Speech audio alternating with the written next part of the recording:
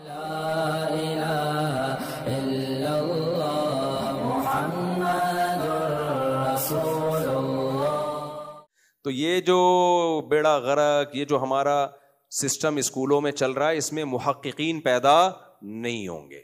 اگر کوئی ڈاکٹر عبد القدیر خان جیسے لوگ پیدا ہو رہے ہیں تو آپ ان کی ہسٹری دیکھیں، انہوں نے اسی اسٹائل میں پڑھا ہے، خود سے پڑھا ہے انہوں نے، اسکول کی محنت نہیں ہے. اور بڑے بڑے اسکولوں سے کبھی دھوکے میں نہ آؤ. یہ جو لوگ کہتے ہیں فلاں اسکول کا رزلٹ ہمیشہ ایسا ہے کہ ٹاپ 10 یہیں سے پیدا ہوتے ہیں، بھائی جان یہ اسکول کا بالکل کمال نہیں ہے. وہ کمبخت امتحان کے وقت لیتے ہی ان بچوں کو ہیں جو ایکسٹرا آرڈینری ذہین ہوتے ہیں یا پہلے سے ان کی بڑی اچھی پوزیشنیں ہوتی ہیں. وہ ساری کریم لے کے ان کی پھر اپنی محنت ہوتی ہے اور اپنے کھاتے میں ڈال دیتے ہیں. اور گورنمنٹ کے سارے تھکے ہوئے لوگ کہاں جا رہے ہوتے ہیں. حالانکہ بعض گورنمنٹ اسکولوں کے ٹیچر بھی بڑے قابل ہوتے ہیں، لیکن وہ کہتے ہیں آؤٹ پٹ نکل ہی نہیں سکتا. جو ہمارے پاس جس ٹائپ کے لوگ آئے ہیں ان میں وہ صلاحیت ہی نہیں ہے. سمجھتے نہیں ہو بات کو. تو پڑھنا ہونا اس اسٹائل میں. اب ہمارے اسکولوں میں کیا ہو رہا ہے بھائی، آگے سارا سلیبس انگلش میں ہے، بہت سی کتابیں اردو میں ہیں. تو انگلش اور اردو میں تو پہلے مہارت پیدا کرو. وہ ہوتی نہیں ہے. بچہ ایسا بوکھلا جاتا ہے کہ اس سمجھ میں ہی نہیں آ رہا ہوتا یار یہ کیا ہے. تو وہ کہاں سے سمجھ میں آئے گا اس کو انگلش ہی نہیں آتی ہے، اس کو اردو ہی نہیں آتی ہے. دونوں چیزوں سے وہ فارغ ہوتا ہے. تو فارغ ہی رہتا ہے پھر ساری زندگی. تو پاگل ہو جاتا ہے پھر تھوڑی دنوں میں، پھر رٹا لگاتا ہے، پھر کہتا ہے کس عذاب میں ڈال دیا یار. تو اسکولنگ سسٹم میں بھی یہ خرابی ہے. تبھی میں ہوم اسکولنگ کا قائل ہوں. میں نے اپنے 2-3 بچوں کو تو اسکول سے نکال لیا ہے، ٹیچر لگا دیا گھر میں. اور بچیوں کے بارے میں بھی میں اس کا قائل ہوں، لیکن یہ ہر ایک کے لیے نہیں ہے. کوئی ریلائبل ٹیچر ملے تب، ورنہ ایسا نہ وہ بیڑا ہی غرق کر کے چلا جائے. اور بچیوں کے لیے بھی آن لائن ٹیچنگ آج کل کامیاب ہے. فیمیل ٹیچر پکڑ لو جو اچھی جاننے والی ہو، آن لائن پڑھاؤ ان کو. بہت ٹائم بچے گا، بہت ٹائم بچے گا. اسکول میں بہت ٹائم لگتا ہے، بہت ٹائم لگتا ہے. آنا، اسکول کے کپڑے استری ہو رہے ہیں، ناشتہ تیار ہو رہا ہے، بچوں کے بوٹ پالش ہو رہے ہیں، پھر جا رہے ہیں، آدھا پونا گھنٹہ اس میں لگا لو. پھر وہاں بیٹھ کے ٹیچر سلام دعا اور ہیلو بچوں کیسے ہو، تم ٹھیک ہو، تم کل کیوں نہیں آئی تھی، اچھا ٹوپی کرا رہی ہو، تم کیوں بچاؤ. اس میں آدھا گھنٹہ لگا لو. اور پھر اس کے بعد ہوم ورک رہتا ہے. ہوم ورک پتہ نہیں کیا بیٹھ کے 4 سال تو بچوں نے ہمارے کلر کے ڈبے ضائع کیے ہیں. کیلے میں پیلا رنگ ہو رہا ہے، سیب میں لال رنگ ہو رہا ہے، اور فلانا ہو رہا ہے، یلو ڈے اور پتہ نہیں کون سا ڈے بلا وجہ کے. یار اتنے ڈے منا کے ہمیں بھی یلو ریڈ کا، ہم نے تو کچھ نہیں پتا تھا یلو ڈے کیا ہوتا ہے. ہمیں پھر بھی بچپن سے یلو کا پتا چل گیا کہ پیلا کسے کہتے ہیں، نیلا کسے کہتے ہیں. خیر خرچہ بھی دبا کے ہوتا ہے. وہی فیس آپ ٹیوٹر کو دے دو یار، ڈبل فیس دے دو، پھر بھی بچت ہوگی. پھر ان کا یونیفارم بھی اسی اسکول سے لو، وہ الگ ان کا بزنس ہے. کتابیں بھی اسی اسکول سے لو، وہ الگ ان کا بزنس ہے. پھر آج فلانا ڈے ہے تو ڈمکانا ڈے ہے، اور پھر چھٹیاں، قائد اعظم ڈے، علامہ اقبال ڈے، اور مزدور ڈے، اور اللہ بھلا کرے ہڑتال ہے. اتنی 20 قسم کی چھٹیاں بھی. تو یہ جو ہم نے مدرسے میں پڑھا نا، یہ اصل میں ہوم اسکولنگ والا سیٹ اپ ہی تھا. لیکن ٹیچر اس کے لیے خاندانی ہو تو یہ کام کرو، ورنہ اسکول ہی ٹھیک ہے، ورنہ نہ ادھر کے رہیں گے نہ ادھر کے رہیں گے. تو بہت تیز اسپیڈ ہو جاتی ہے بچوں کی. یہ اتنا لمبا 10 سال جو میٹرک میں لگتے ہیں، یہ 4 سال کی بات ہے. 3-4 سال میں یہ ہو جائے گا، جو 10 سال ہم بچوں کے ضائع. اور امریکہ کینیڈا میں یہ ایسا ہی ہے.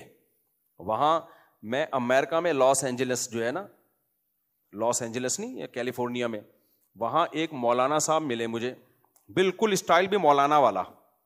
وہ ناراض نہ ہو جائیں کہیں، یعنی دیسی، بالکل کوئی برائی میں نہیں کہہ رہا، بالکل دیسی. کوئی دیکھ کے کہہ نہیں سکتا یہ بندہ لاس اینجلس میں پیدا ہوا ہے. انگلش تو ان کی مقامی ہے زبان.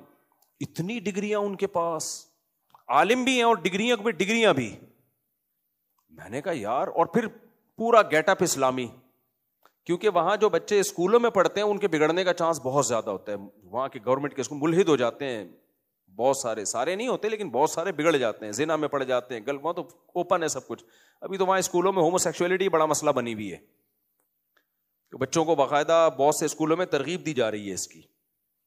تو وہ باقاعدہ اپنے نقش قدم پہ باپ دادا کے داڑھی واڑی، نماز، ٹوپی، پگڑی. میں نے کہا بھائی آپ پڑھے لکھے بھی ہو اور آپ نے اس ماحول میں اپنے آپ کو بچایا کیسے؟ کہتے ہیں ہوم اسکولنگ. کہہ رہے ہیں شروع سے ہی ہمارے ماں باپ نے ہمیں اسکول میں ہی نہیں بھیجا اور ہوم اسکولنگ کو فوکس کیا. گھر میں ٹیچر آتا تھا. تو میں نے کہا امریکہ میں اس کی اجازت ہے؟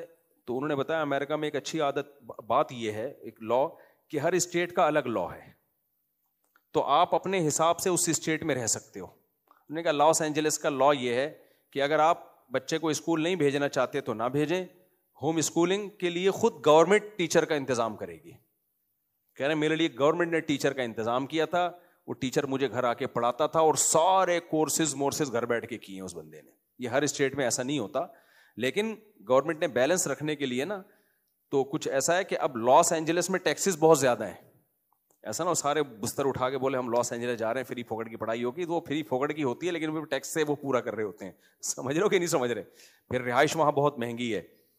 تو اس طرح سے, لیکن دیکھو ہوم اسکولنگ میں کیا کچھ پڑھ لی ہے وہ, اور اپنے مذہب اور دین کا بھی انہوں نے قائم رکھا. تو خلاصہ میرے بھائی بات کا یہ نکلا کہ پڑھائی ہو یا کوئی بھی دنیا میں کام ہو, کھوپڑی استعمال کر کے ہو تو پھر صحیح ہوتا ہے. پھر اس کھوپڑی پر عمل نہ ہو تو ایک الگ بات ہے, وہ تو ہم 100% کون کس چیز پہ عمل کرتا ہے بھائی, پلاننگ تو ہونا. پھر اس پلاننگ میں 10 چیزیں گڑبڑ بھی ہوتی ہیں. اس کی ایک مثال دے کے بس میں اپنے اصل آج کے جو بیان پہ آتا ہوں. مثال اس کی یہ, دیکھو کئی سال پہلے کی بات ہے, ایک بڑا جلسہ کیا علماء نے نا کسی خاص مقصد کو حاصل کرنے کے لیے. اس جلسے میں بدنظمی ہوئی, تو کسی نے آ کے شکایت کی حضرت مفتی رشید احمد صاحب رحمہ اللہ سے کہ جلسہ تو بڑا زبردست تھا لیکن بدنظمی بہت تھی. تو حضرت نے فرمایا کوئی بات نہیں, نظم تو تھا نا.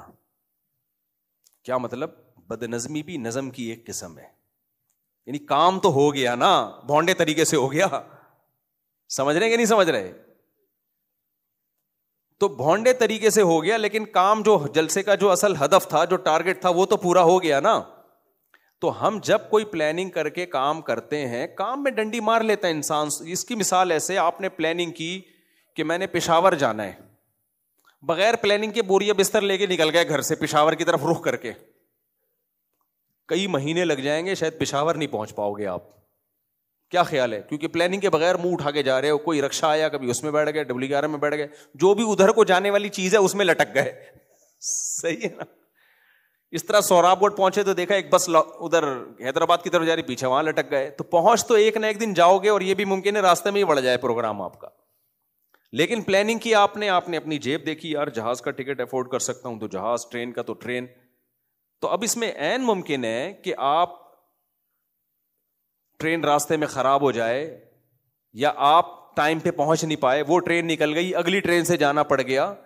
تو سستی کی وجہ سے, کم ہمتی کی وجہ سے کچھ نقصان تو ہوگا, لیکن وہ نقصان نہیں ہوگا جو پلاننگ نہ ہونے کی وجہ سے ہوتا ہے. تبھی جو لوگ صحت کی پلاننگ کرتے ہیں نا, ہم نے یہ کھانا ہے, یہ نہیں کھانا, یہ ایکسرسائز کرنی, یہ نہیں کرنی, وہ شیطان کیا کہتا ہے کہ جب وہ پلاننگ کرتے ہیں تو وہ پلاننگ پہ پورے اتر نہیں رہے ہوتے, تو کہتے ہیں یار ہم سے نہیں ہوگا. نا نا نا نا نا, پلاننگ کر کے بھونڈے طریقے سے کام کرنا یہ اس سے بہت 1000 گنا بہتر ہے جس میں وداؤٹ پلاننگ آپ کام کرنا شروع کر دو. یہ اس سے 1000 گنا بہتر ہے, کیونکہ اس میں تو آپ کو پتہ ہی نہیں ہوگا کہ یہ طریقہ ٹھیک بھی ہے کہ نہیں ہے, بہت زیادہ نقصان ہو سکتا ہے آپ کو. تو اس لیے ہمیشہ جو ہے نا پڑھائی کے معاملے میں خاص طور پر اس چیز کا بڑا خیال رکھنا ضروری ہے. آج کل بہت صلاحیتیں برباد ہو رہی. پاکستان میں جو کھوپڑیاں پائی جاتی ہیں, یہ انگریزوں کے پاس یہ کھوپڑیاں نہیں ہیں. میم سے پتہ چلتا ہے جو کھوپڑی اللہ نے ہم لوگوں کو دی ہے. ابھی دیکھو کل ایک بڑی زبردست عاملوں کے بارے میں میم آئی ہے, بہت زبردست, مزہ آیا. ایک بندہ عامل کے, اور یہ آپ لوگ بھی کیا کرو, کسی اور کا بنیان عامل کے پاس لے جایا کرو.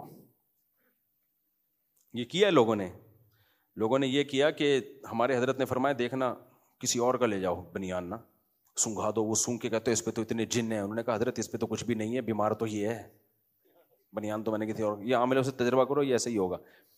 ہاں کوئی یہ میرے اس بیان کے بعد ہوشیار ہو جائے تو ایک الگ بات ہے.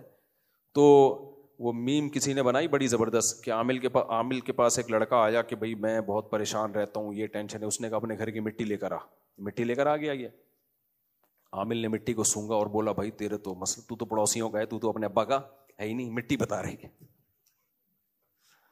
اور وہ بھی پڑوسیوں کا ہے, فلانے کا بھی نسب ٹھیک نہیں ہے, اور جس گھر کی تو آیا ہے نا اس مٹی لایا ہے, تو یہ تو تیری اماں نے تو خیانت کی ہے, تو ادھر کا ہے ہی نہیں. وہ لڑکا ہنس رہا ہے. عامل نے کہا ہنس کیوں رہا ہے؟ کہہ رہا ہے میں تیرے گھر سے مٹی لے کر آیا ہوں. یہ مٹی میں اپنے گھر سے لایا ہی نہیں ہوں, یہ تو میں تیرے گھر سے لایا. عامل بے ہوش ہو گیا.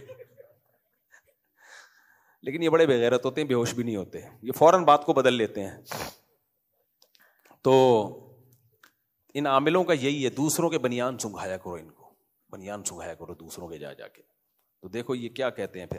خیر, تو ہم اب بیان کی طرف آتے ہیں. بیچ میں یہ ذرا بات لمبی ہو گئی, لیکن یہ زندگی گزارنے کے کچھ انتہائی اہم اصول ہیں. اصول پتہ ہو انسان کو, بے شک اس پہ عمل نہ ہو. عمل نہ ہونا عملی کوتاہی ہے, وہ صحیح ہو سکتی ہے, لیکن علمی کوتاہیاں انسان کو بہت زیادہ نقصان پہنچاتی ہیں. نظریاتی کوتاہیاں, تبھی اسلام میں عقیدے کی ویلیو عمل سے زیادہ ہے. کانسیپٹ ٹھیک ہونا چاہیے آپ کا, عمل تو پھر ایک الگ چیز ہے.